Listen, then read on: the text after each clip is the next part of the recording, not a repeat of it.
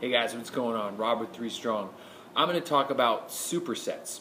And supersets are a great way to increase your muscle mass, but also it's really nice way to kind of conserve and save time in your workouts. What a superset is, it's essentially two movements done back to back.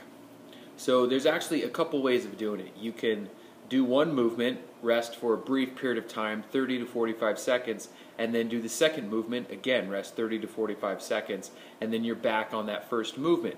So instead of resting for 2 to 3 minutes, or a minute and a half to 3 minutes in between sets of the same exercise, that dead time can be used to do some other movement. And there are 5 different supersets here that I'm going to present to help conserve some of your time and also help to increase your muscle mass. There's a few different ways of doing it. You can do an upper body and lower body. So say I'm doing a push-ups or something, and I'm doing my set of push-ups, and then I can go right into something like a deadlift, or I can go from pull-ups into a back squat. And like I said, you can do those back to back and then rest, or you can do one exercise, rest for a little bit, and then go do the second exercise. So you can do upper body, lower body. And these ones are actually pretty good to do back to back since they're at separate muscle groups. You can also do antagonistic, and whatever, it's a big word, I'll figure it out. Anyway, that would be something like a push-pull. So for the upper body, I would do a bench press, and then right afterwards I would do either a pull-up or some sort of row. So I'm working the front of the body, and then I'm also working the back side of the body. Or if we're going to do arms, do bicep curls, and then you're going to superset that with tricep extensions. So as the bicep is working, triceps resting, and then vice versa. As we're working the tricep, the bicep is resting. That's a really great superset if you want to get your arms pumped. You can also do right and left.